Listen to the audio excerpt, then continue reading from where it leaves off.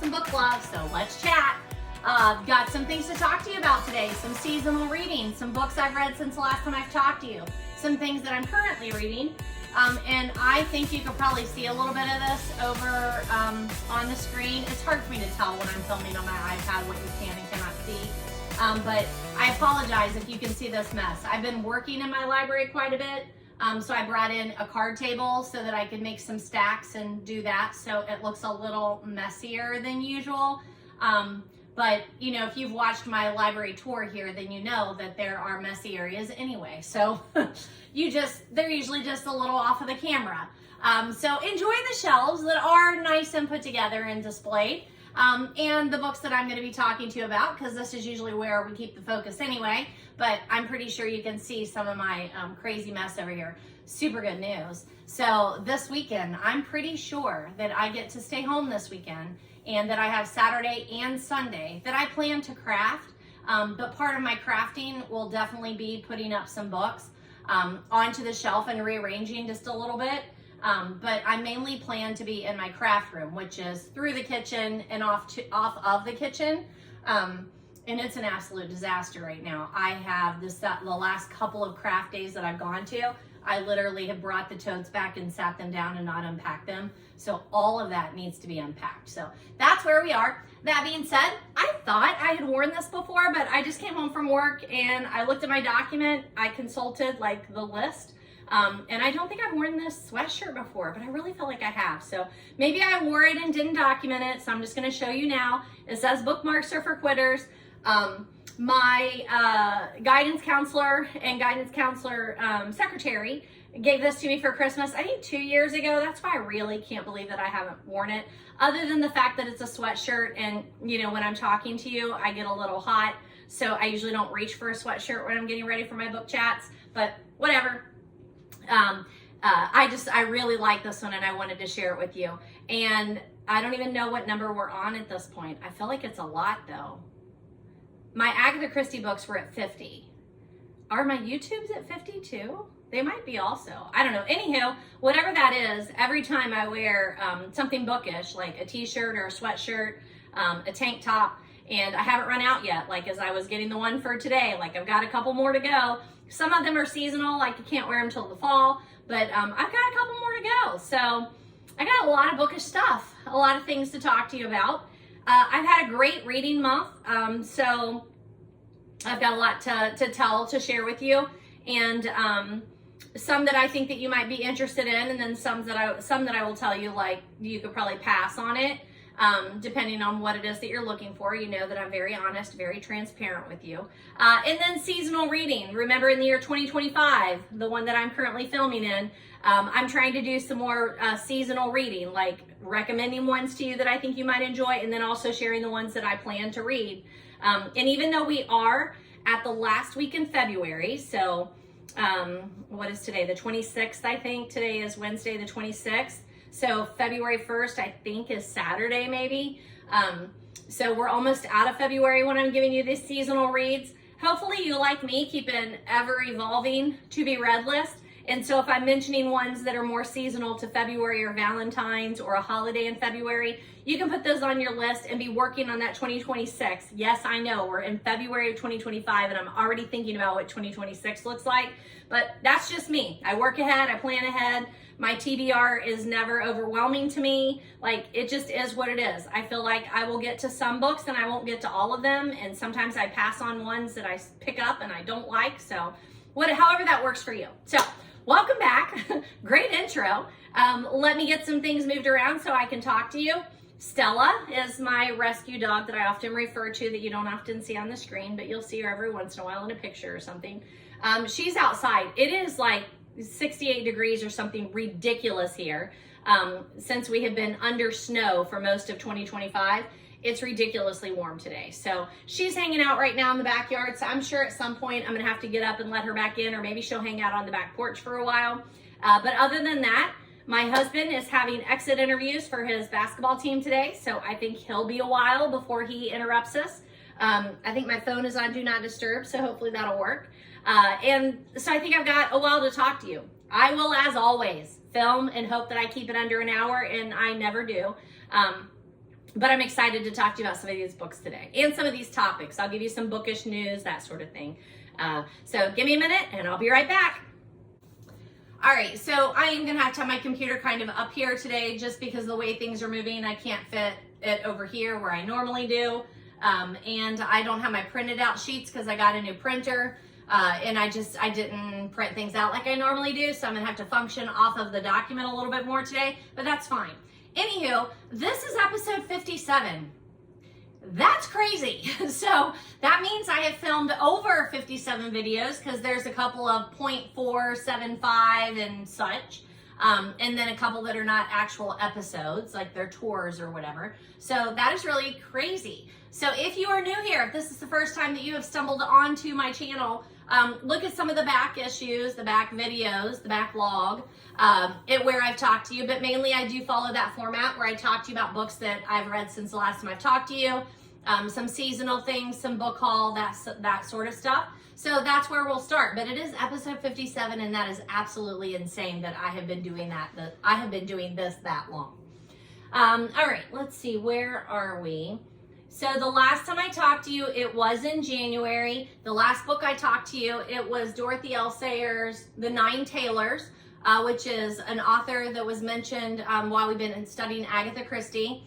So as you may or may not know, I started reading Agatha Christie's novels in chronological order with a group that I started back in 2022, I think.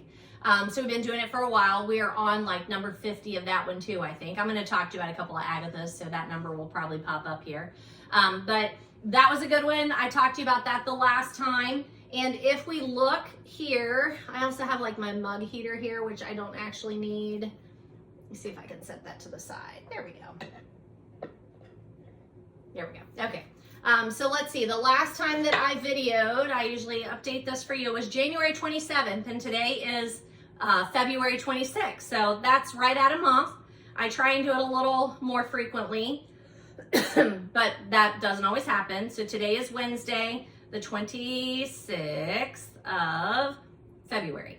Okay, so that's when I'm filming, just to give you a reference of how things are working. What else is up there that it keeps bumping in? Oh, it's bumping into our little bookmark guy. Is he sitting up there?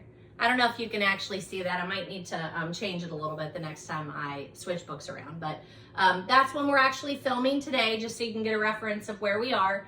And I talked to you about the first two books whenever I did that. I talked to you about the first two books that I had read during the year. The other one being Black Coffee by Agatha Christie, which is not technically a novel by her. It was a play that it was novelized by someone that I can't remember.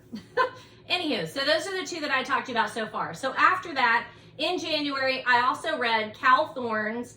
All right, now this is a bit of a doozy. If I haven't said so far, I'm a high school English teacher. I teach mainly freshmen, and they talk a lot about Five Nights at Freddy's. And I saw that one of my students was reading a Five Nights at Freddy's book. So I asked to borrow it. So I read Cowthorn's Somniphobia, Tales from the Pizzaplex, number 3, Five Nights at Freddy's. I asked them to give me, tell me what I need to know before I read this, because it's not the first one in the series, and they did that. I have numerous students that are reading those books, watching those movies, playing the video games. So they gave me a little precursor or whatever, and then I read it. It is not as terrible as I thought. I thought, number one, that I would be lost, and I really wasn't. They do stand alone. You get enough information that you can follow along. I thought they would be ridiculous, and they are ridiculous, but in a very entertaining way. They are gruesome. It is horror. It is definitely horror. The audience is definitely young adult, edging on the edgier or more horrific young adult, but young adult nonetheless. But I enjoyed it. It wasn't terrible. It was good even. It broke up into, I think, 3 stories. There were 3 separate stories with 3 different plot lines. The same tone, the same kind of feel, but I can't remember. I don't even know that they were really interrelated. I don't know that they were really interrelated, but the stories would stand alone. So not bad. Didn't hate it. Didn't love it. You might want to read it so that you know what they're talking about when they talk about Freddy's. But that's that. That was number 3. So number 4 was Fedarko. I have a copy of this. I actually got it from the public library, but I mainly listened to this one. So it's A Walk in the Park, the true story of a spectacular misadventure in the Grand Canyon by Kevin Fedarko. He has already, I guess, had some other books, because down here it says he's the author of The Emerald Mile. You can see it's kind of a chunker. It is a memoir, I would say technically a memoir, because it is talking to mainly about this particular time in his life. We're at almost 500 pages. There are some photos that are included where he is talking to you about his walk through the Grand Canyon, but it's not just a walk through the Grand Canyon. This is definitely a lifestyle kind of book. Like, he's doing this to try and prove a point, but then also to see if he can just overcome this extremely difficult task, right? So I enjoyed it. It drug a little bit for me, and I love memoirs. I would say it's probably not my top genre, but I do really like memoirs. I enjoy reading nonfiction, and this one just drug a little bit for me. Might be the time of year because it was January, but if you're looking for memoir and you like those kinds of stories that talk about like taking on a task, right? Like hiking the Appalachian Trail, or doing the Circle Tour, or the Pacific Rim Tour, like those kinds of things, hiking, boating, any of the, like, you know, climbing a mountain, whatever. If you like those kinds of books, like, this is a good one. It's well worth the read. Give me just a minute. I'm going to pull up my Goodreads, because like I said, I didn't print these off. So that I make sure that I hit what I want to hit here with you. So he basically takes you on his hike. It says about 750 miles. He's very inexperienced to start with. He does kind of work himself up to it as he is in the Grand Canyon, and kind of works with a company that's like a guide for a while before he then tackles the whole thing. He talks about the various trails. A lot of it is relationship based, people that he meets. So it is about the journey, but it's also about the relationships. There's a little bit of dangerous parts that goes with it, but again, his focus is more on the act of taking the hike and being able to figure that out. That's where his focus is, rather than the dangerous aspects of it. He is at heart a journalist, and that does show up, I feel like, in the writing. My cousin is the one who put this book on my radar, and I think she also really enjoyed it. So she might have her review linked on there too, that you could read that. If you liked like Bill Bryson's, what is that called? A Walk, something. Oh my gosh, why can't I think of the name of that? But the Bill Bryson books, if you enjoyed those, it's like that. There's not a lot of humor in this one though, and that's one of the things I loved about Bill Bryson's writing. There's some history in there, history of the Grand Canyon. But it's a very unique point of view of him going into the gorge and figuring out how to tackle it and how to appreciate the vastness of it. The next one that I read was Agatha Christie's Crooked House. I believe I have a copy here. I have one of the ones that looks like a 1980s vintage cover of Crooked House.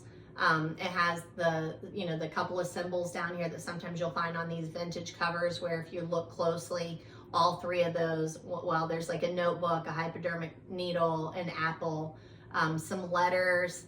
What is that? There's something leaning in the back. I don't remember what that is. There's a flower. Like, those things will all come into play when you're reading Crooked House. Highly, highly recommend this one by Agatha Christie. It's one of the top Agatha Christie's. Do I have on here? Yeah, this is our number 50 Agatha Christie read in chronological order. And definitely moved to the top 5 for me. Probably the top 3 even. I haven't updated my list in a while, but I'll do that. Super easy to read. I would recommend that you also, because I usually like read the book. I like the vintage paperbacks so that I can be underlining and annotating. The performances, if you go on Libby and you get the audiobook, the performance of this one was great also. I really enjoyed that. I enjoyed the audio. I got the ebook also, so I had that on my phone, because that's a good way to tackle these, where, when you have time, whichever you have time for, listening to it, reading it because you've thrown the paperback copy, you know, in your bag, or you have your phone and you're waiting for someone and you can just bring it up on ebook and flip through it. This is an easy one to dip in and out of. Great cast of characters. You know those Christie hallmarks that we talk about all the time where she has too many characters. This one's fairly limited. Like, it is a closed, like, country house murder suspects. And it works. It just really, really works. I think it's one of her better written novels. The All About Agatha podcast, if you're listening to that, this is a great episode that walks you through it. It's just really, really well done. Very fun. This is not a Perot. It's not a Marple. The main sleuth in this, his name is Charles Hayward, but he's not really a sleuth. He's someone who was seeing someone who's in the house where the murder takes place. Technically, it's a death to start off with, and then they have to unravel that it was a murder.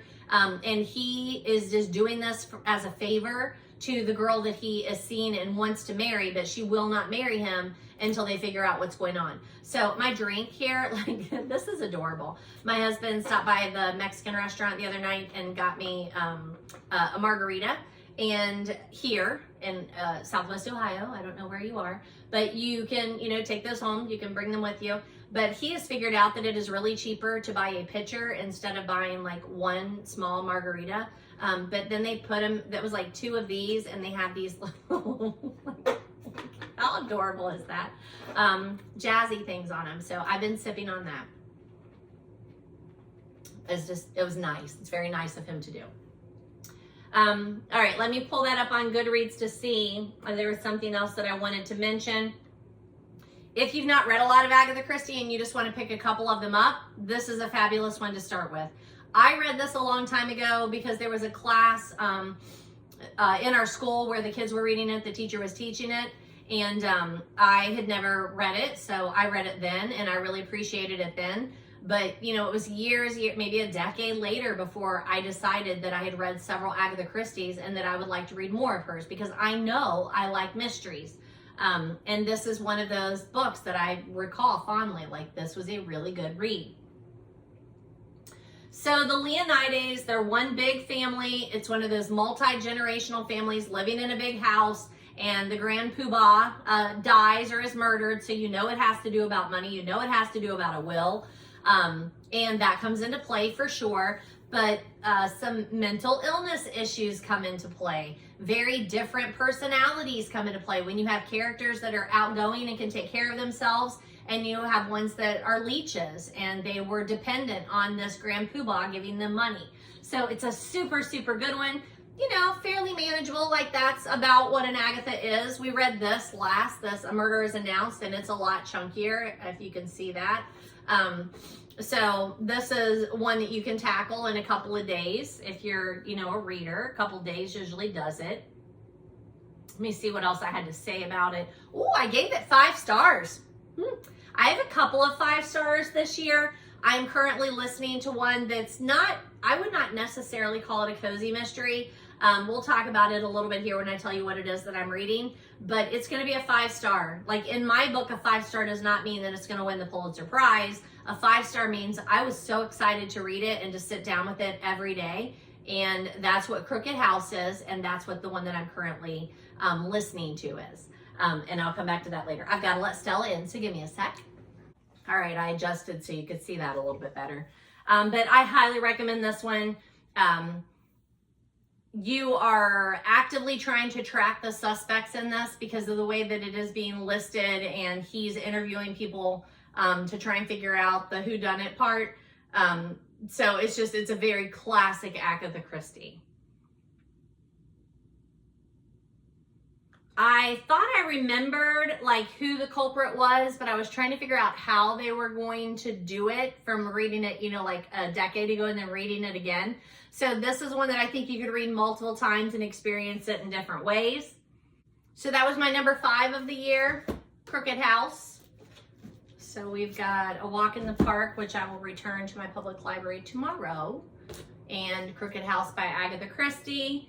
And that takes us to, I don't have a copy of this next one, but it's Jimenez, Part of Your World. It's Part of Your World, the first book in that series. I but see, I'm a little discombobulated. I think I have it down there, so I'll show you the cover again whenever we switch things. But I didn't have a copy of this. I got this through Prime Reading, Prime Reads. It was on there. I'm pretty sure that's how I did it. So I read the ebook on my new Kindle Scribe that my husband got me for Christmas, which is nice. It's like an 8.5 by 11. It's a pretty big one. When he first gave it to me, I'm like, I'm not gonna like this, but I do. You know, I'm 50 something. I do actually like the bigger size when I'm at home.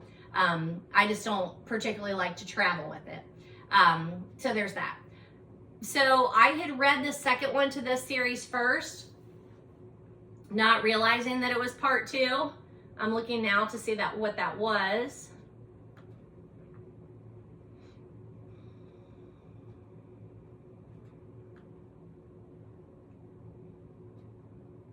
Yours Truly. So I read Yours Truly a while back. I didn't realize it was the second one in the series. I had started reading it, I think an ebook and an audiobook, and then I stopped at a used bookstore and they had a copy of it and I picked it up and then I finished reading it that way. I really like this author. I really like the series. It's on that middle ground of got some spice in it, but not real smutty. I don't know. I know that's just completely a judgment call, but it isn't. It's not that. I don't think it's on the smut scale, but it's definitely on the spicy scale. So the first one in the series is called Part of Your World, and that's the title of the series. The second one is Yours Truly. The third one is Just for the Summer, and then it's got a 3.5, so maybe that's a novella, and that one's called The Situationship. So I will definitely have this on my 2025 reading list. I will be reading just for the summer. This summer, I'm looking for my pens. I'm a little discombobulated here because I've got too many things going on. That's okay. I do have my handy dandy pen bag. So let's grab one out of there. So I'm just making a note so that I remember I want to read Jimenez. I think I'm saying that right. I think somebody corrected me on that in a previous video, so I think I've corrected it. I hope. And that is Just for the Summer. So I'll make sure that's on my seasonal, like what I need to read this summer. Okay, so I highly recommend it. I think the characters are super, super likable. They're my kinds of characters. They're those characters on the page that I feel like if I were to run into them, like at a Super Bowl party, I would sit down and talk to them and that we would get along. That if they were telling me like their life situations, I would want to hear it. I would want to visit them and help them out if they needed it. Like that's that kind of series that I like. And this one's interesting because it's part of your world. I remember this about Yours Truly too, is that stereotypes are kind of flipped a little bit. So in Part of Your World, there's a very successful, well-off woman, and she runs into someone who is in financial dire straits, but he's a super good guy. They have a relationship, but that difference in lifestyles, like one's from the city, one's from the country, one is very well off, one is struggling. Those things are causing relationship issues. That's real world, folks. Like, I don't know if you know that or not, but those are the things that people seem to have a hard time with when they're trying a new relationship on, if their lifestyles do not line up. But in this one, they fall in love, like they are in love. So they are trying to figure out to make it, a way to make it work. And I just remember being 3/4 of the way through this book thinking, you can't make it work. Like I'm sorry, but it's not gonna work. In another lifetime maybe. And then she makes it work. How does she do that? So you're gonna have to read to find that out, but I really, really liked it. I super enjoyed it, okay? So highly recommend Abby Jimenez, Part of Your World, Part 1, Book 1. Highly recommend it. And that's my number 6, and I started that one in February. Perfect, right? Because it's romance. The next one that I read was also for school. It was Fujimoto for students, not for school. Fujimoto's Chainsaw Man, Dog and Chainsaw, number 1. I did this one completely online. The students, again, talked about it enough that I'm like, fine, tell me about Chainsaw Man, and they did, and it's ridiculousness. But once again, I started reading it, and I thought it was much better than I was expecting. I won't continue reading it because it's a graphic novel, and I have a harder time reading graphic novels. Five Nights at Freddy's was a novel, like written, like novelized, right? Whereas Chainsaw Man, it was definitely a graphic novel, but it was all online. And that one was harder for me. But interesting concept. Again, very horrific, like Walking Dead horrific. But I enjoyed it. I thought it was a good read. I read it for my students so that we would have that reference point. They want me to read more, but I probably will not. That was number 7. Number 8, I picked back up The Murder, She Wrote. Again, I love these little paperback vintage copies. This is Murder, She Wrote, A Deadly Judgment. It's by Jessica Fletcher and Donald Bain. Yes, I'm aware Jessica Fletcher is a fictional person. So basically it's Donald Bain writing for Jessica Fletcher. But I'm a big fan of the series. I've watched it throughout my life. I went back and started with number 1 and watched the entire all of the seasons in chronological order. And then when I finished those several years ago, like pre-COVID, then I was like, man, I really miss those. Like, they're so cozy. They're my kinds of mysteries. I enjoy the humor, the tongue-in-cheek kind of stuff. And then I realized that there were books. So I started reading the books again, read a couple, and then realized, yes, this is something I want to undertake. I'm going back to number 1 and reading them. So that I picked this one up in February. This is book number 6. They do not let me down. I would prefer to read the ones that are set in Cabot Cove. This one is not. This is set in Boston. Jessica is helping a friend out by being like a consultant on a court case. So there's like courtroom drama here. But I like courtroom dramas, but maybe not Jessica Fletcher courtroom dramas. I needed more of Cabot Cove in this. So I enjoyed it. 3 or 4 stars, I'm sure. Looks like I gave it 3 stars, which is, you know, that's an average Murder, She Wrote. I'm not above giving a Murder, She Wrote 4 stars if I really enjoy the plot line and the story. But this one was just average for me, just okay. I feel like this one is very true to the Murder, She Wrote television series. This is one of those instances that the books are based on the television series, not the other way around. True to the characters, true to the tone, true to the humor. Just not my favorite installment here. I do think that the books are starting to line up more with Agatha, and I'm wondering if that's something they intentionally did. They quote Agatha, they refer to Agatha. They use a lot of the same hallmarks as the Agatha ones. There's lots of Sherlock allusions. Follow the money, adages, like where there's smoke, there's fire. So I don't know if they're doing that intentionally or not. I don't care, because I just really enjoy it, and I will notice whether you're doing it on purpose or not. I will notice. There's a little bit of dated things in here. They're using a car, cell phone. She keeps mentioning a cellular device as if it's like something crazy, right? But that one, it was fine, but just average for me. If you're not reading them like I am in order, then don't pick that one up. Let's do a different one, okay? The next one I read was Book Boyfriend. It's part of the series called Book Boyfriends. It's the first one in the series. It's by Claire Kingsley. I did this because I was attending an event last Saturday, and Claire Kingsley was going to be there. She was going to be on a panel, and then I also purchased a book by her to have her sign it. I didn't read the one that I was purchasing because I'm going to read that one. So I picked this Book Boyfriend one. This is in the smut category, not just spicy. I don't think that Claire Kingsley would be upset that I say that. I think that's what she plans to do with her writing. So more power to her. I gave this one 3 stars, but mainly just because this is not my kind of romancy book. I thought that the premise of the story was superb. I loved the premise. The plot is just fabulous, and I don't want to tell you too much. However, I don't think I'm telling you too much to give you this plot line. There is a male. He wants to be a writer. He realizes that writing smut makes money and can get his foot in the door, and he needs money right away. So he starts doing that, and he's great at it.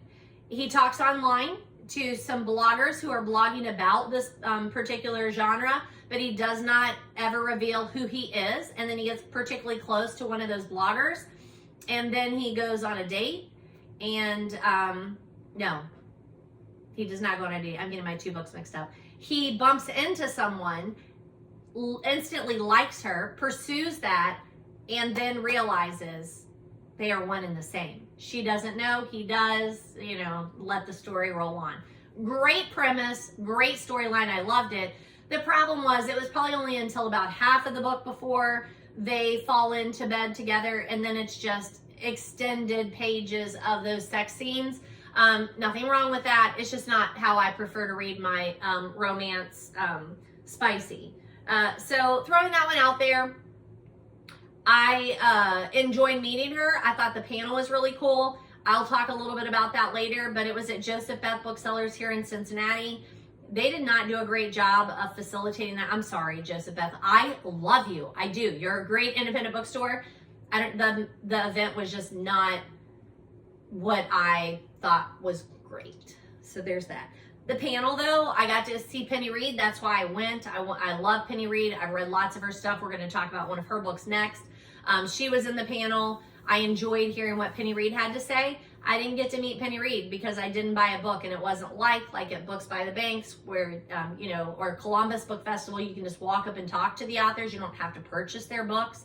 I've read 20 Penny Reid books, but I couldn't go up and talk to her because I wasn't in line to get my book signed by her. I don't even own a Penny Reid. Like, I get all of those at the library because I'm either doing ebooks or audiobooks. I don't know. Just normally my bookstores don't carry her, so I would have to order them online, and I'm not super big about doing it that particular way, right? So love Penny Reid, but yeah, that the event was kind of a disappointment, right? A disappointment. Okay, so that's Book Boyfriend. That is by Claire Kingsley. And then the next one that I do want to talk to you about is a Penny Reid. I was trying to read another one of hers just to kind of refresh my memory before I went to that thing on Saturday, the romance-a-thon, I think is what they called it. I don't even know what they called it. But the book that I currently read by Penny Reid is Dating-ish. It's Knitting in the City, number 6. I've read the Knitting in the City series, so apparently I'm on number 6. I've read the Beard series, 4 or 5 of those.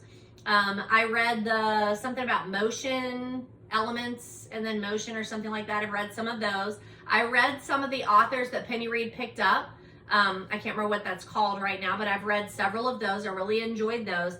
I've read a lot of Penny Reid, and I really, really enjoy her. Dating-ish reminded me why I love Penny Reid. There's, at the beginning, there are 2 people who show up on they met on a dating website, and they show up, and it's disastrous. And then they go their separate ways, and then later on, they end up at a get-together, and they're both there. And they have to deal with the fact that, like, literally that date was disastrous. It's so good. I remembered the 2 characters. This is the thing about the Penny Reid universe. You get to know characters, like you're introduced to them in one book, and then the next book, it's their particular story. I love that. Again, spicy romance. They always have spice in it, but I don't know. I don't think that it gets into that category of smutty. So that's more what I'm looking for. I don't have any of her books to show you, unfortunately. I always get hers from the library. All right, let me see what I want to tell you about that one.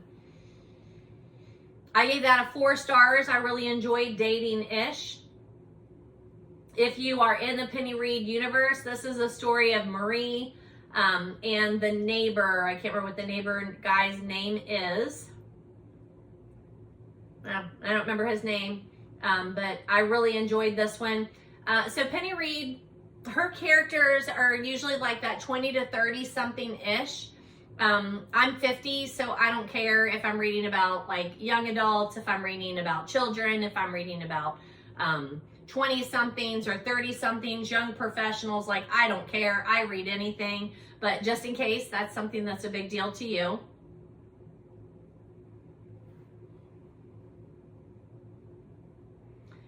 But I would say what you would call these are like backstories. So every once in a while you just get to go back and visit a character you've already been introduced to because they were at a party, they were at the apartment where everybody meets to knit, and you already know them, you've heard them talk, you might know who they're married to or what their relationship status is, but then in the next book, then it goes in deeper to that particular backstory, right?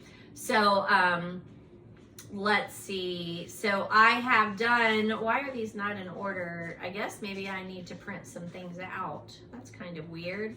But I've done Neanderthal, where is it? Neanderthal Seeks Human. I did the Winston Brothers series. I've done the Beauty and the Mustache, Elements of Chemistry. I feel like there's another one thrown out there. No, making my way through those series, looks like. Those are the names of them.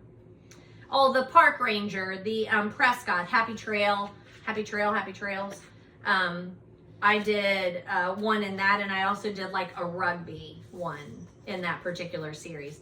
I will read anything by Penny Reid at any time. I super, super enjoy them. I recommend them. I give them as gifts. I think she's fabulous.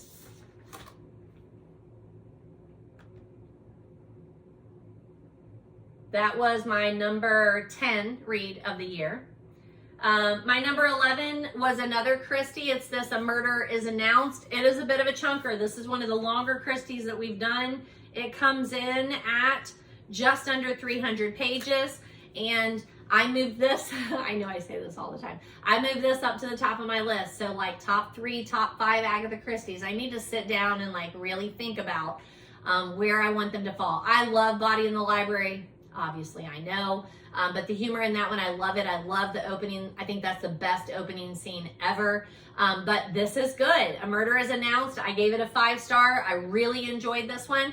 And then when I listened to the All About Agatha, they downed it a little bit. And then when we had our Agatha's book chat, the Zoom call, one of our members is like, nope, don't like it. I'm like, how does that happen? I don't know how that happens because I loved it. I thought it was super clever. I enjoyed the characters in this particular one. It's a Miss Marple, and I have said all along that I really wish that we got to know Miss Marple more. Well, you do. In this one, you get to know Miss Marple. She doesn't show up until maybe like halfway through the book, but when she shows up, people are referring to her. They describe her. She describes herself. I love it. She is deep in trying to figure out this mystery. I really, really love A Murder is Announced by Agatha Christie. So if you're not someone who's reading all of her works and you just want a couple, Body in the Library, Murder is Announced, 2 Miss Marples, just do not miss them. Do not miss them. And then, of course, Hercule Poirot is still my guy. Like, I will still say, like, he's my favorite. There are people biking like crazy. Like I said, it's like almost 70 degrees outside. It's so nice to see.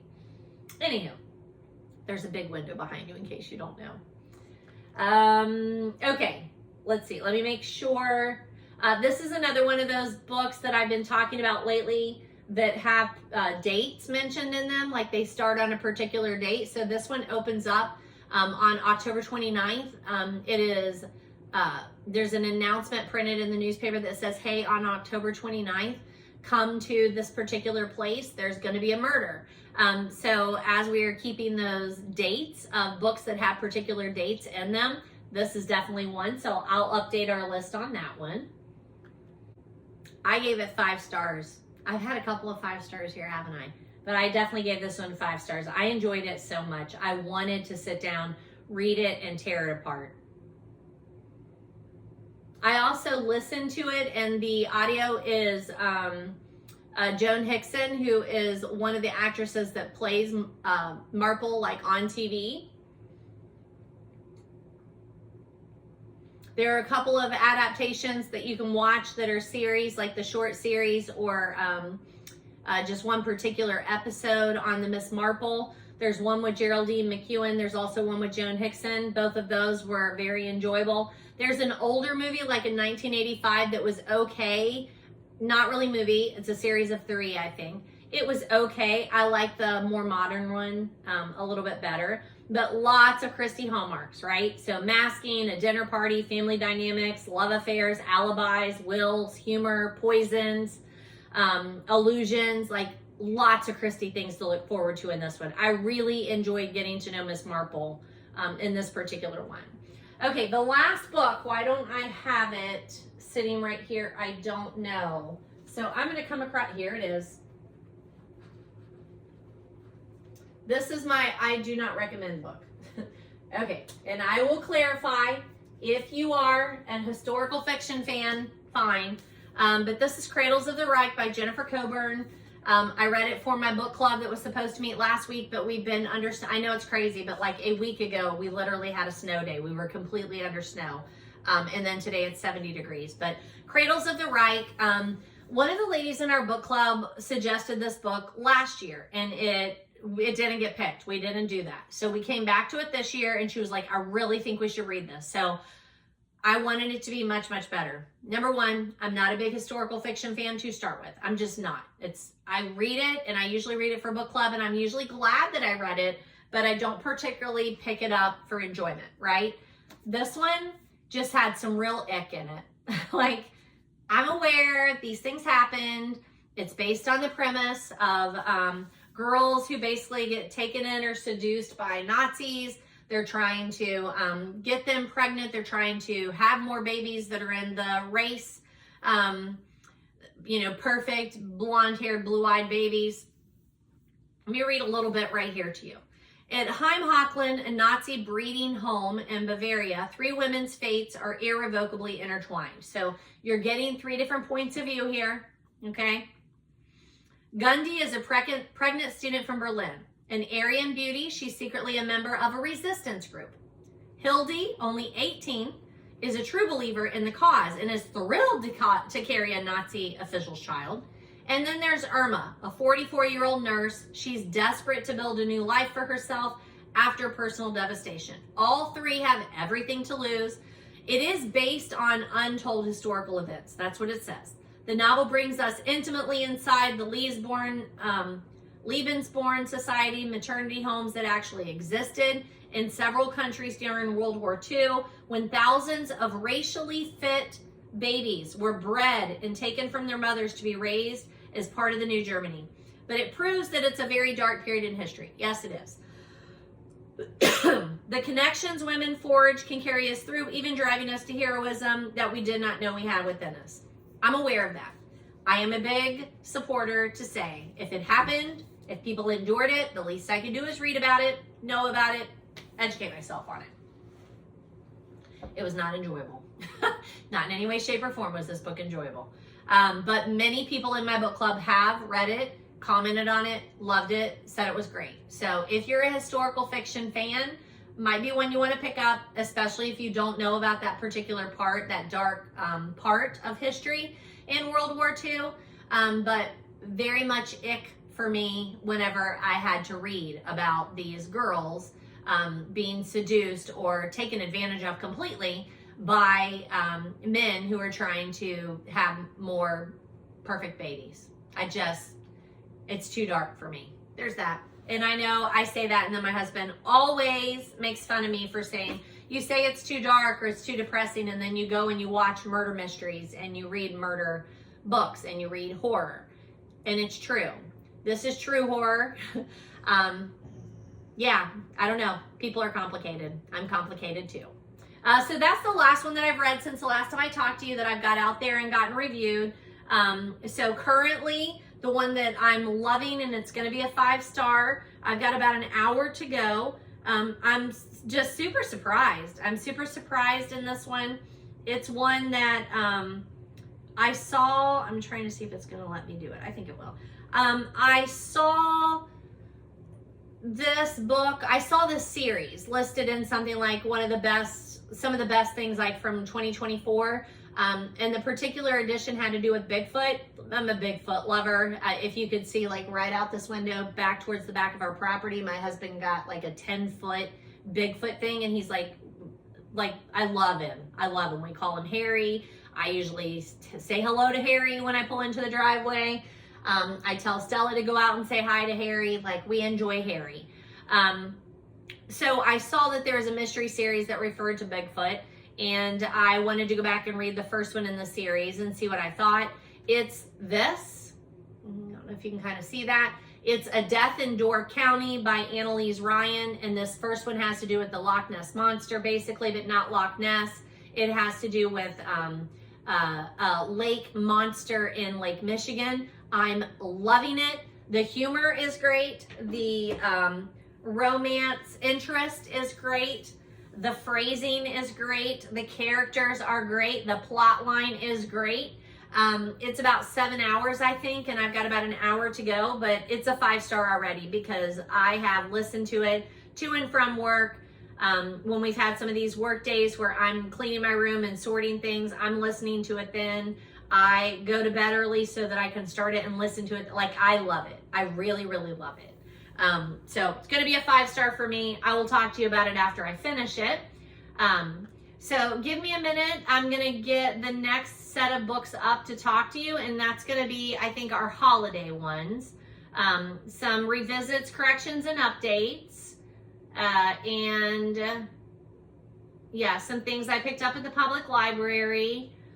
Talking about some day books, we've talked about those. So I wanted to pick some of those up, and then we'll do some seasonal things, okay?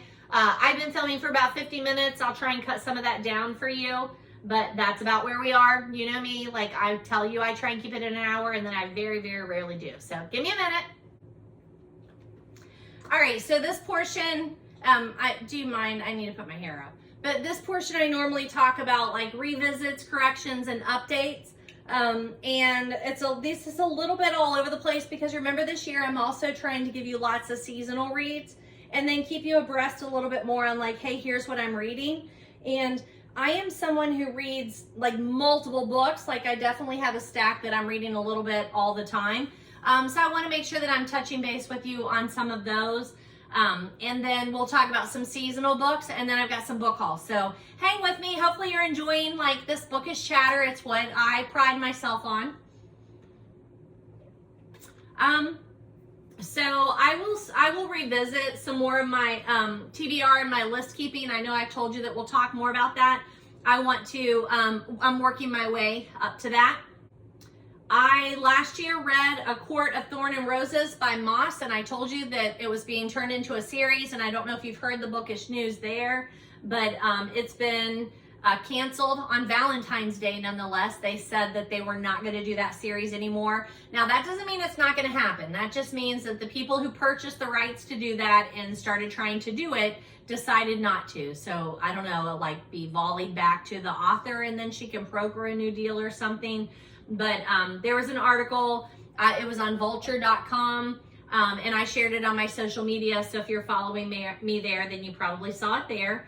I also shared an article about easy ways to support your library right now, and you know, I try my best, like just to keep books and life and culture, and not get too political, but at the same time, like it's important right now that you do, if you appreciate the services that your public library gives you, you need to be using it. You need to utilize it. You need to stop in. You need to partake in their programs. Be vocal about the fact that you think that it's important as a society to give money to your public libraries. Okay, so that's what I'll say. All right, so that being said, I did go to the public library here lately because I wanted that copy. I already put it over there to take back tomorrow. I wanted that copy of A Walk in the Park because it did refer to some pictures, like when I was listening to the audio and I wanted to see those pictures, so I picked that up. I also picked this up, Butcher and Blackbird by Bryn Weaver, because I've seen this all over the place. I think it was super popular last year. I read a couple pages, but then I have too many things right now that have a deadline that I have to read them. So I haven't had a chance to read this, so I will probably return it and then get it again when it's a little better time. I had also seen this, so I got it to flip through. 3 Wild Dogs and the Truth. It's a memoir by Marcus Zusak. So if you recognize him, he's the guy that did The Book Thief. And this is a memoir, and it's a memoir about dogs. I will always read a memoir about dogs, but it's another one that I'm probably going to have to return until I don't have so many things in my hands that have to be read right now. I have book club on Tuesday, and I have to read Kristen Hanna's The Women, and it's a 500-page book, and I haven't even started. So, yeah, I'm going to return these things to the public library and then get them again whenever I get a chance. I did pick up a copy of the book page. I've shared this particular periodical with you before. This is the January edition. It says our most anticipated books of 2025. I like to read these. I like to leave them in the classroom and let my students look through them too. So I picked up a copy of that. I borrowed the Atlantic. They had this periodical there, and the cover has Seamus Haney, My Father and Me by Caitlin Flanagan on it, and this beautiful picture of like him in his library that I thought looked super cool. So I got that to flip through, and I feel like there was something else that I might have picked up at the public library that I need to return. I'm not sure. Oh, is it on here? It might be on here. Oh, I wanted to say that I entered a contest. Cincinnati Public Library, I entered a contest about Show Me Your Shelves, and it was my introductory picture that's like on my YouTube channel, and I won. I won the selfie on that one, and I went and picked up my swag bag, and somewhere around here I also have that. I need to show it to you if I can find it. I don't know where it is right now, but it was like a backpack, a water bottle, a magnet, a couple of things like that. And so I picked those up. But then while I was there, I also saw that they were doing their winter reading challenge, and I entered that. And then when I turned in my bingo sheet for that, I got a really cool winter mug. So I'll remember to drink out of it next time so you can see it. But the mug was actually better swag than winning the contest was. But while I was there, I renewed my public library card at the Cincinnati and Hamilton County Public Library. So just throwing that out there that I updated my card. The winter checkout challenge is what it's called. And I think it might be over. I think it ended in February, but it was a great little, they gave you a coaster, which I also need to show you when you enter, and then they give you the mug when you bring back your completed bingo chart. It was well worth it. I really enjoyed that. All right, so it says I picked up Weavers, Butcher, and Blackbird. Was it Weaver? It is. Weavers, Butcher, and Blackbird, the Fedarko, A Walk in the Park, Zoo Socks, 3 Wild Dogs, The Atlantic, and Book Page. Okay, so maybe that is all that I picked up. So I need to return some of those and then go back and check out, like I did, flip through The Atlantic, but give the books back and pick those up when I have more time, which is always my problem when I get them from the public library. Our public library, and probably yours too, doesn't do overdue fines anymore, but I still like to be responsible and not like keep them too awful long, right?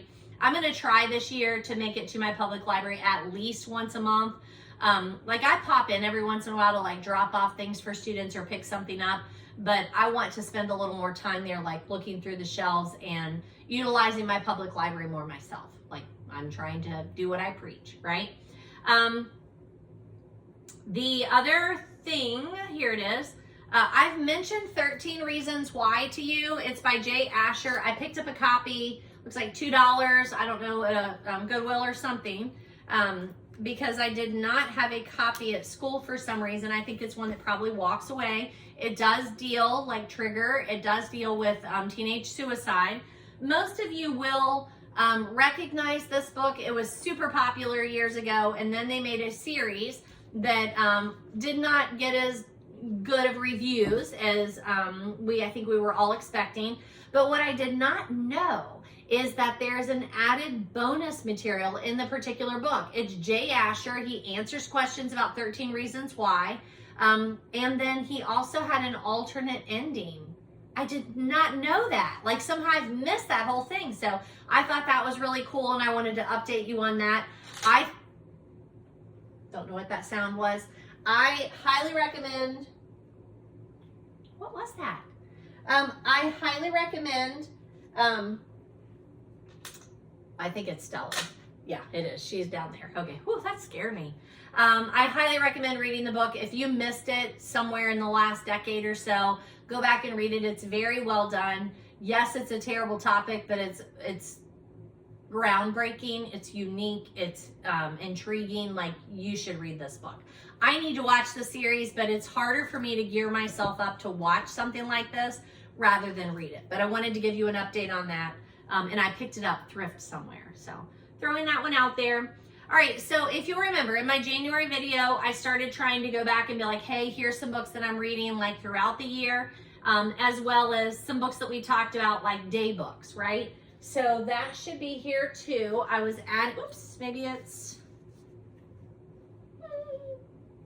I think it's in this stack. I am adding a day book. We talked about day books. Where's it at? It might be in that stack. It is, it's right down here. Nope, that's not it. I don't know. I'm adding a day book. I will show it to you because I'm sure it's going to turn up here, but we talked about day books are those books that you're supposed to read like a page a day or an entry a day. And I found one on Lincoln. It's Lincoln's Devotional, and it's a day book. So I wanted to share that with you and tell you I'm putting that in my TBR stack. I'm adding that to my TBR stack of day books. When there are books that are turned into movies, just wanted to give you an update. My husband and I watched on Acorn. We watched Case Histories. They were so good. And then I realized they're from Kate Atkinson, the author, who I've never read, but I know a lot of her books get adapted into movies or series. So she's an author that I want to read because I know that her stuff is often picked up for adaptations. But that one was called Case Histories. It was on Acorn. Phenomenal. I loved it. I really, really loved it. When we're looking at my bookshelves, like I said, this year I'm trying to keep you a little more abreast of these. I have talked to you about all these. I've shown these to you, so I'm just telling you, yes, I'm still working through them. My Q&A, which is more of a journaling thing, so it gives you a question a day. So like June 20th, it's write the first sentence of your autobiography. March 2nd, salty or sweet. They're just little prompts. I've been doing these since 2020. I don't always make one every year, but I've been trying to keep up with that. The two Bibles that I am currently using that I don't think I showed you in January, the Quest Study Bible. This is my favorite. I've had this forever. But then I also use the single column journaling Bible by Crossway. Doesn't really have a great cover there, but it has sections. It has a place for you to, it's going to trench it like this. It has a place for you to either draw or make notes in the margins. So those are the Bibles that I spend my time with when I'm doing some morning devotions.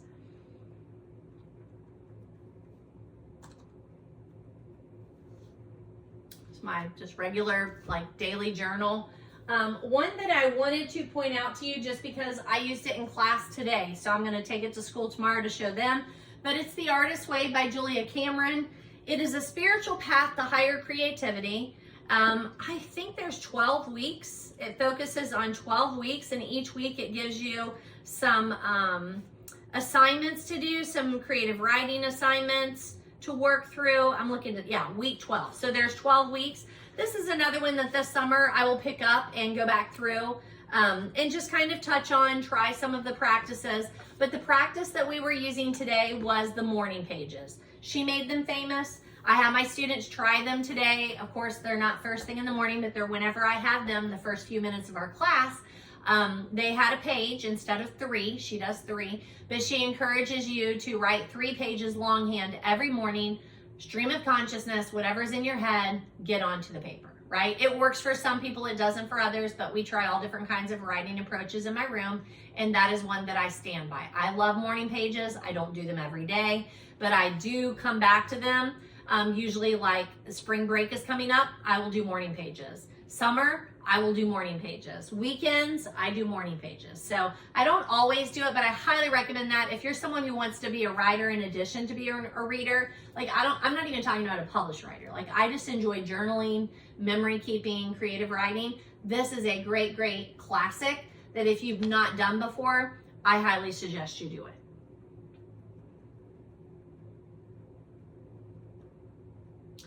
All right, that takes us to some of this seasonal reading. So let me just set these aside. This is why I have a table over here, because I've been trying to work my way through it. But it's a mess if you can see it. That's okay, it's fine, these things happen.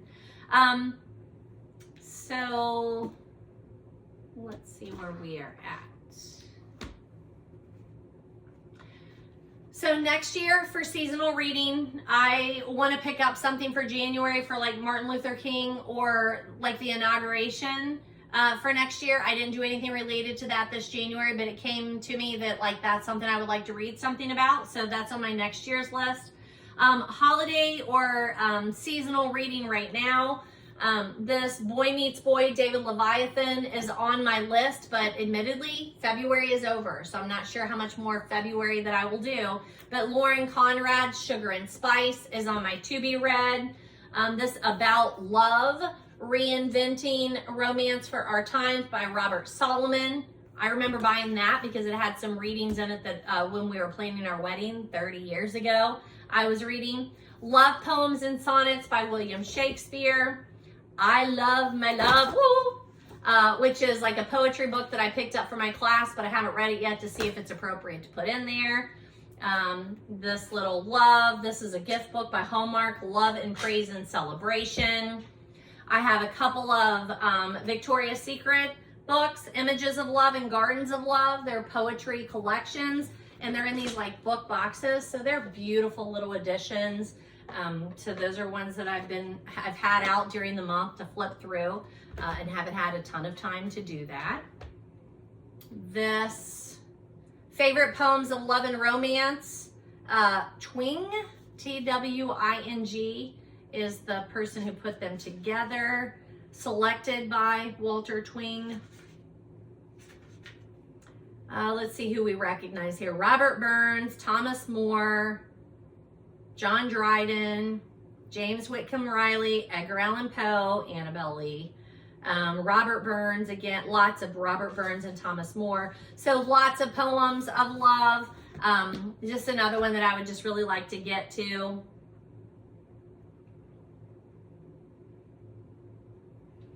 The Disreputable History of Frankie Landau Banks. I love this book. This is young adult. I absolutely love it. This might be a good choice for my young adult literature class. Like, that might be a good choice for them. Like, I always try and get people to read this one. I need to put this on my book orders. I need to set that one aside.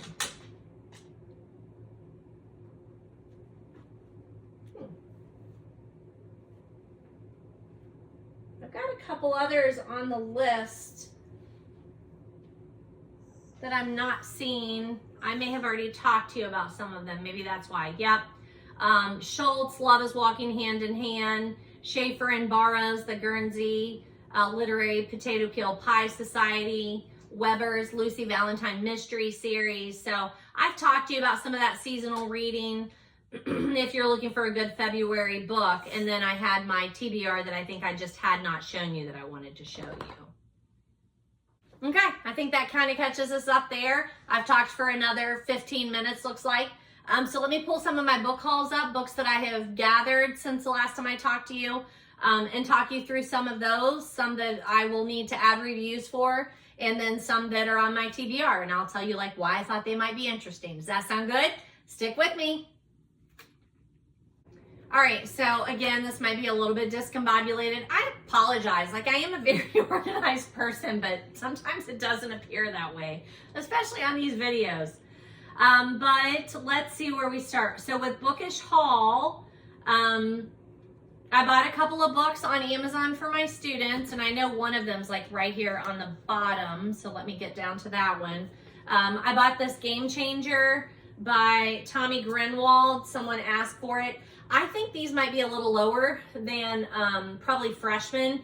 However, I get a lot of freshmen who've never read, like ever read. So I am happy to have them read anything that they just want to read just so that they will complete a book. And this was one, this author has been requested too. So I thought, you know what, just bite the bullet, buy the book on Amazon, and I need to read that to see about this Tommy Grunwald guy. So I picked that one up.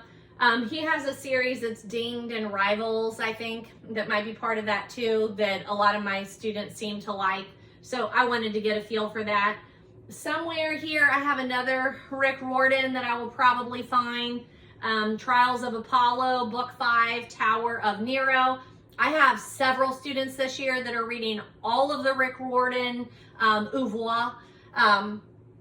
And I'm very happy to hear that, because even though, once again, those might be more middle school-ish on reading level, they've got lots of mythology in them.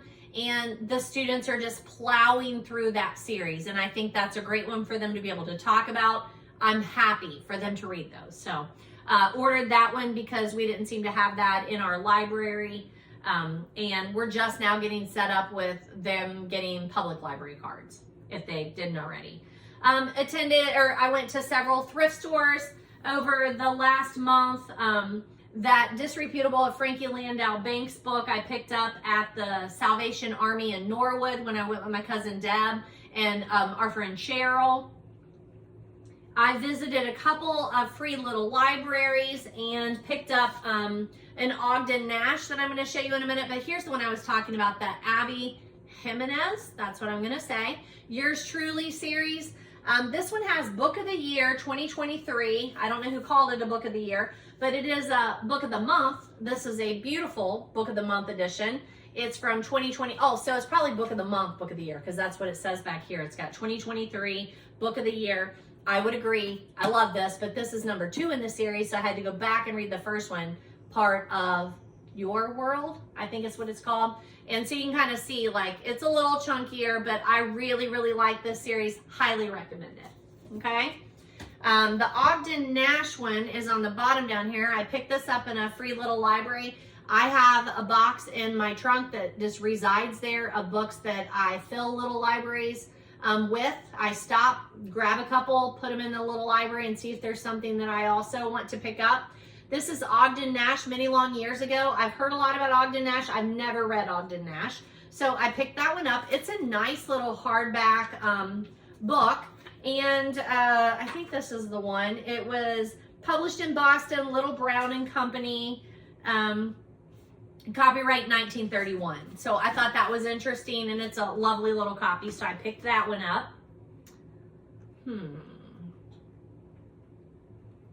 I stopped at a free little library in the Milford Hyde Park area, and I picked up this Mike Lupica, $1 Million Throw, to put in the classroom. Mike Lupica is another sports author that, again, I need to read some of these to get them into my classroom to make sure that, like, what reading level they're on. I also picked up this Karen Smirnoff, The Girl in the Eagle's Talons.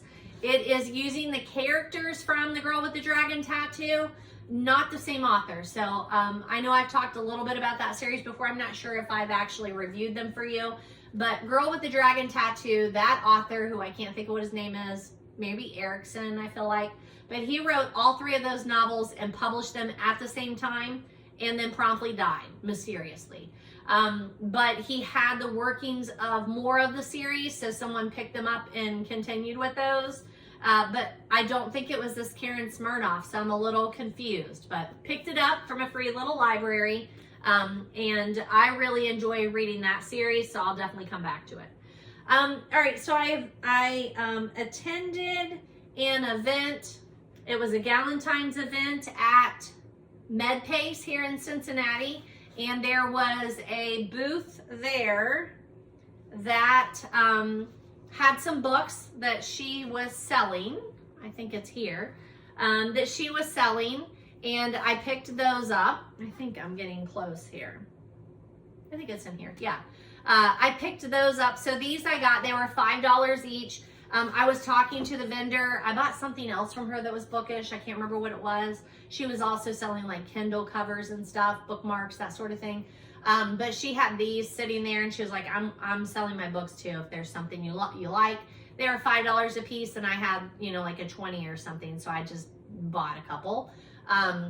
I think I went back and bought a couple more when I went back with my sister. I don't know. I've got a couple here. But I picked up Allie Hazelwood, Love on the Brain, because I've not read this one, and I love Allie Hazelwood. She's the author of The Love Hypothesis, so this will go on my to-be-read list. McAllister, this Jillian McAllister, this is a Book of the Month selection. Thrills and Chills, it says on the back. Just Another Missing Person. His weapon isn't a gun or a knife. It's a secret. Her Worst One. So I picked that one up. McManus, You'll Be the Death of Me. This is an author that I read and will happily read anything by her. It's the One of Us is Lying series. I don't know if it's part of the series. So you got One of Us is Lying, One of Us is Next, One of Us is Back. I don't know if You'll Be the Death of Me or Such Charming Liars is part of the series or not, but picked that one up from her. I have already read this, and I think I've reviewed it, but I'll check before I put it on my shelf. If He Had Been With Me by Laura Nowlin. This is one that I read because so many of my students were reading last year, and I enjoyed it. It's a good young adult novel for sure. And then this one, The Killer in the Cold by Alex Pine. She just talked about it, and I'm like, okay, give me that one too. So you can see I got a stack of those. And I'm happy to pay $5, especially when it comes with a good book conversation. I went to the Goodwill, St. Vincent de Paul's in the Mount Washington area here in Cincinnati. That's where I got the 13 Reasons Why. I also picked up a copy of Just Listen. I've read this. I think I have a review out there for you, but I'll check before I put it on the shelf. That one, I know I need a copy in my classroom. If I don't need it here on my shelf, I definitely need it in the classroom. The one I have in the classroom is like 2 books together, and students do not want to pick up a big chunky book that's 2 books together and read. That's just, it's not comfortable for them. I picked this up. It is the Emily Henry Happy Place. I think I have the paperback copy of this. I still haven't read it, but we're doing this for book club. So I picked that one up because it was at Thrift. Sherry LaPina, The End of Her. Picked that one up at Thrift. It's just a nice little Sherry LaPina. I know I read The Couple Next Door and really enjoyed that over spring break one year. Another Ogden Nash, which is weird. Like, I don't have any of his books, and then I picked up 2. This one is Poems by Ogden Nash, Custard and Company, selected and illustrated by Quentin Blake, and it also says it's a first edition, so I thought that was interesting. It looks really cool. It looks like a fun one, so lots of the like illustrations and small poems. I think I can knock that out pretty quickly. Hamnet, which I've heard so much about. Maggie O'Farrell, I haven't read it. Hamnet, but I've heard quite a bit about it. But it does say right on the front, the novel of a Neville of the Plague, but I heard that's a little tongue-in-cheek, so we'll see. Oliver, Long Life, where are you? Mary Oliver, Mary Oliver, the poet. I have devotions down here that I really want to read, but I went ahead and picked this one up because, again, it was at Thrift, and a nice slim copy. A copy of Where the Crawdads Sing. I don't know if I have a copy here, but I know I don't have one at school, and this will be a good one for some of my more experienced readers. I'm pretty sure I have a review out there, but I'll check for you before I put it on the shelf. I don't know what this is, but it's one of those that I picked up, and I'm like, I got to take that home. Overdue, A Dewey Decimal System of Grace by Valerie Schultz. I think it's a religious slant, not sure, but it looks like maybe a religious slant. It's liturgical press, so another clue that it's religious. But I don't know, it looked really cool. So I picked that one up at Thrift. And Karen Slaughter, Mother, Hero, Liar, Killer, Pieces of Her. I feel like I've heard that. It's a pretty chunky one, but that looks like a fun, like, again, spring break kind of read. The event that I went to this weekend, that was the, what do I have it on here? It was put on by Bloom Books, Source Books, and Joseph Beth. I love Joseph Beth. I don't want to say anything against Joseph Beth because they're a lovely independent bookstore that we are so thankful to have in our area. But it was like it was the first time they held an event. It just, as a reader, I don't know. And I know, like, maybe you people that are hearing this and you're like, lady, you're over 50. You are not their intended audience. I'm aware of that. My cousin and I, Deb, went. And that's Stella click-clacking around here. She's going to want to go out. We were not the intended audience. Lots of younger girls there. I would say 20, 30 somethings dressed, you know, wearing like romance era, in my romance era, Taylor Swift references. I'm going to have to go let her out. Hold on. Romancy t-shirts, romancy tote bags, got a little more goth. There was a author there. This is so funny. every time she got up, we were all like a little like, uh-oh. Because the way that Joseph Beth did it is they put the speakers up on the top level. If you've been to the Joseph Beth bookstore in Cincinnati, a lot of people don't even know there's a second floor. It just doesn't, you don't notice it. It's where most of the nonfiction books are, maps, atlases, dictionaries, like stuff like that people don't automatically gravitate for. And you go up the stairs, and then it's like a balcony part up there. That's where they had the speakers. Every author commented on how awkward it was, because it was. And then there were no like chairs or anything set up for us for an hour-long panel. I don't want to sound like a wimp, because we found a bench. My cousin and I found a bench, and that's where we sat and listened to them more than watched them.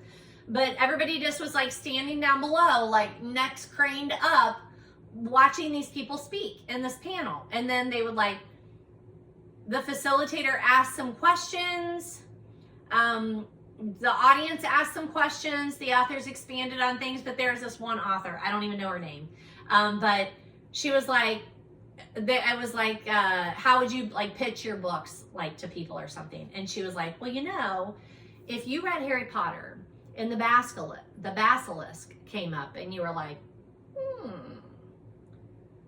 you might like my books. And I was like, oh my gosh, okay then. So there's that. That's pretty clear. She referred to her genre as monster porn. Okay. I doubt that I will be reading hers, but I was going to read like at least one book from each of the authors that were there, but of course time got away from me. So I read Claire Kingsley. I've already read Penny Reid.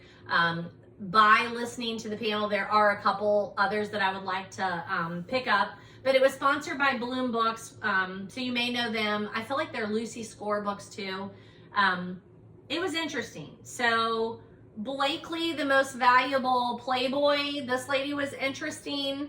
My cousin bought this one and then just gave it to me because, again, she's flying. So I'll read it, see if she wants to try it out after me. And then this is Obsession Falls by Claire Kingsley, the one that did The Boyfriend something. This one's called A Small Town Romance. So again, I'll read those. I'll see what they're like.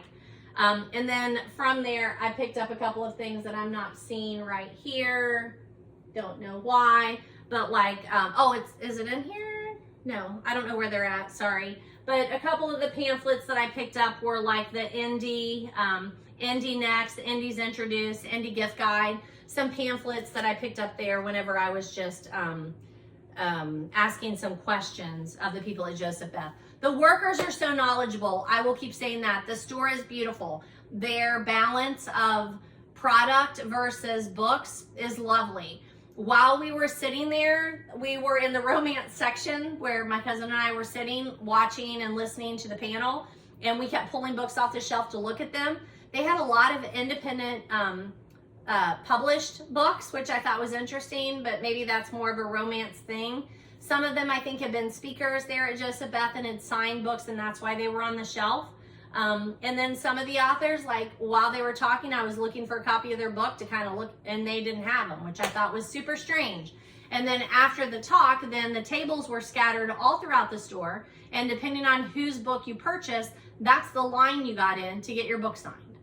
So again, my person that I was there for was Penny Reid, but I didn't purchase her book, so I was not invited to stand in the line just to meet her because the line was for getting your book signed. I get it. Highly recommend Columbus Book Festival, Books by the Banks, where you are free to talk to people without having to purchase every book at every event you go see them at. There's that. Okay. A little bit of book news. Jhumpa Lahiri, who I think I've recommended to you before, she has a new book out. Adiyami, I don't know if I'm saying that correctly, but Children of Blood and Bone. It's described as a West African fantasy legacy of the Orisha trilogy. They're making a movie out of that one, so I'll keep you updated on that. Just if you're a Vera Stanhope fan, Vera finished its season. Those books are based on Anne Cleeve's books. I've read Still Life And I think I read The Glass Room also. I have some other books by her, and I will be reading those to make myself feel better about the fact that Vera is over. Super well done adaptation. I love it. Lots of people complained about the way that it ended because it looped back around and brought a lot of Vera's history into the last one. I loved it. I love Vera. I loved it. She also, Ann Cleeves also wrote the Shetland series. So if that's another series that you're watching, those come from books by Ann Cleeves, who has a wonderful presence online. I highly recommend you to check her out. I think that about covers everything that I have laid out here for you. I will try and film a little bit sooner than just once every month. I mean, I've gotten to 50 here, but I want to do way more than that. 57 actually. It's 57 YouTube videos, 50 Agatha Christie books. There we go. But I will try and film a little more frequently. And I've had a good reading month. Like I hope you have too. But we've had snowy days. We've had snow days. We've had delays. And on those days, I do get to read a little more than I would as, times get busy. We're going to be traveling a little bit more this spring, and that's also a time that I usually get to read, which is always nice. But I've enjoyed my reading here in the winter, and I'm trying to get my library picked up a little bit more. And I still have the gift of books that a friend of mine, when his mother was moved into care, he gave me all her books to find a good home for or to keep the ones I wanted. I've been making my way through those, cataloging them. I will share all those with you at one time instead of interspersed in these. But that's been really fun to go through. I will say that a fellow very much a book lover friend of mine passed away on Friday unexpectedly, Kathy Styons.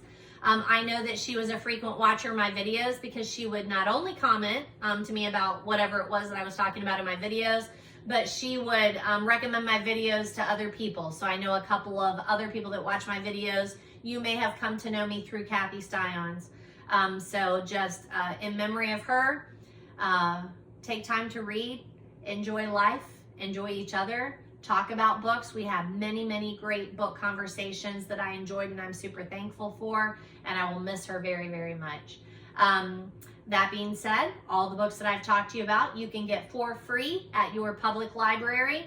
You can get them on Libby. You can do ebooks. You can do audiobooks. I like to thrift, but in this current book haul, I ordered from Amazon. I bought some at a bookstore, and a lot of mine came thrifted and from free little libraries. So hang in there. Follow me on social media. I share lots of bookish content. I'm happy to know you. I would love to hear what you're reading, what you want to read, what you're looking for. Share those in the comments, or if you see me in real life or on any of my social media. And thanks, folks. Thanks for spending some time with me. It looks like I'm right at an hour and 35 minutes. So I will get that edited down some, but probably not to an hour. So I hope that's okay with you. You can always listen to my videos. You don't have to watch. I just enjoy doing the video portion so that I can share the books with you and so that you can spend time in the library with me. Good? Thanks, folks. Happy February. I hope to see you very early in March. Happy spring reading.